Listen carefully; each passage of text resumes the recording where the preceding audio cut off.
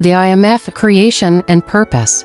Who created the IMF? Let's start with the origins of the IMF. The International Monetary Fund, or IMF, was created in July 1944 at a historic meeting called the Bretton Woods Conference. This conference took place in New Hampshire, USA, and brought together delegates from 44 allied nations. Their goal? To rebuild the global financial system after the devastation of World War II and the Great Depression. The key architects behind the IMF were two influential economists, Harry Dexter White, representing the U.S. Treasury, and John Maynard Keynes, the renowned British economist. Together, they proposed frameworks to stabilize international exchange rates and promote monetary cooperation. The IMF officially launched in 1947, with its headquarters in Washington, D.C. What is the IMF? Today, the IMF is a global financial institution with 191 member countries as of 2025. Its mission is to promote international monetary stability, support economic growth, and reduce poverty worldwide. Let's break down its core functions. 1. Surveillance. The IMF monitors global and national economies, providing policy advice to prevent crises.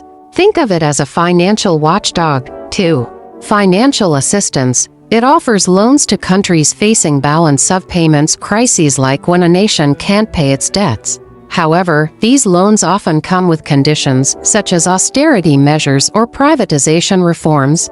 3. Capacity development. The IMF provides technical training and institutional support to help countries strengthen their economic governance, like teaching better tax collection methods. 4.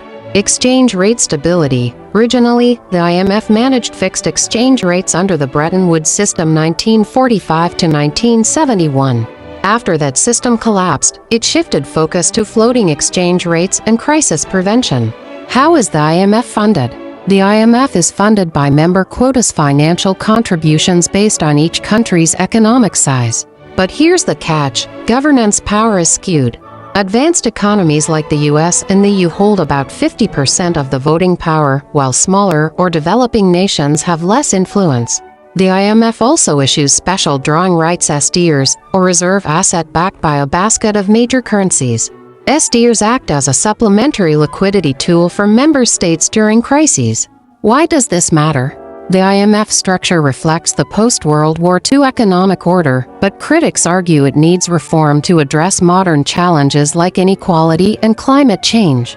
Its reliance on conditional loans and centralized decision-making remains controversial, especially as countries seek alternatives like decentralized finance or regional alliances. Next, decentralization. Is it the IMF's biggest threat? Why decentralization challenges the IMF? Decentralization, the IMF's biggest threat. Decentralization challenges the IMF.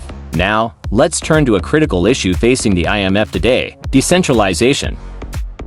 This shift toward regional, local, or alternative financial systems is reshaping the global order and posing a major threat to the IMF's traditional role. Let's unpack why. 1. Erosion of global monetary centralization. The IMF was designed as the lender of last resort for nations in crisis, but today, countries are finding alternatives. For example, regional alliances like Asia's Chiang Mai Initiative allow nations to pull resources independently by passing IMF loans and their strict conditions. Then there's the rise of digital currencies. Cryptocurrencies like Bitcoin or government-backed CBDC, central bank digital currencies, let countries transact without relying on the US dollar or the IMF's oversight. Imagine El Salvador using Bitcoin as legal tender, or China piloting a digital yuan. These innovations reduce the need for IMF liquidity tools like special drawing rights SDRs. 2. Political resistance to IMF conditionality. The IMF lends money. It often demands reforms, austerity, privatization, or tax hikes. But these conditions are wildly unpopular.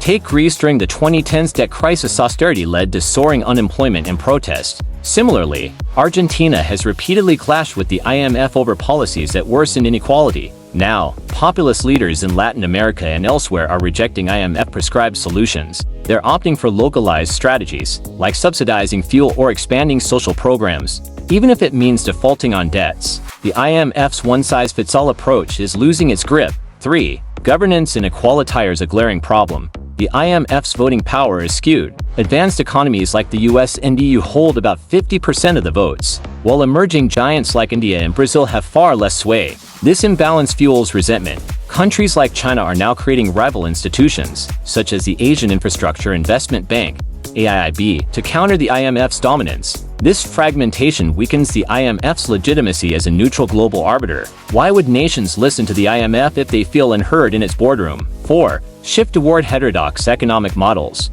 The IMF has long promoted neoliberal policies, free markets, deregulation, and privatization, but many nations are now experimenting with alternatives that prioritize local needs over global market demands. For example, several African countries, like Ethiopia and Rwanda, are pursuing state-led industrialization using government investment to build infrastructure and boost manufacturing, rather than relying solely on private sector growth. Others, such as Kenya and South Africa, are channeling resources into green economy transitions, prioritizing renewable energy projects even if they conflict with IMF austerity measures that demand spending cuts. Now let's tackle your questions. Q1. If the IMF is so outdated, why hasn't it collapsed yet? Great question. The IMF still plays a critical role in crises. During the 2008 financial crash and the COVID-19 pandemic, it provided billions in emergency funding to stabilize economies. Its institutional knowledge and global reach are hard to replace overnight, but relevance does not equal invincibility. Think of it like a legacy company useful but struggling to innovate. Q2. Can't the IMF just reform its governance to include more countries? In theory, yes, but power dynamics are sticky. The US, for example, has veto power over major IMF decisions. Would it willingly dilute its influence? Probably not without a fight. Reforms require consensus, and powerful nations rarely surrender control easily. Q3. What's stopping decentralized systems like DeFi from becoming the new IMF? DeFi is still the Wild West, fast-moving but risky. Imagine a country relying on a decentralized stablecoin that suddenly collapses like Terra's did in 2022. Trust matters, and DeFi lacks the IMF's institutional safeguards. That said, hybrid models might emerge, blending decentralization with oversight. Q4. Is decentralization always good? Couldn't it lead to chaos? Absolutely. Decentralization isn't a magic fix. For every success story, imagine 50 different regional currencies competing globally. It could create trade wars or regulatory nightmares. The key is balance, preserving global cooperation while empowering local solutions. Here are some case studies. Case study activity.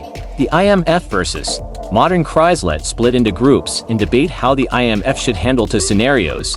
1. Climate disaster. A small island nation faces bankruptcy after a hurricane. Should the IMF offer loans with austerity conditions or create a new green recovery program with debt forgiveness? 2. Tech-driven crisis. A country adopts a CBDC that destabilizes its banking sector. Does the IMF intervene? And how? For the answers, tune into our next video where the answer to these questions. Okay, now here are the final takeaways. 1.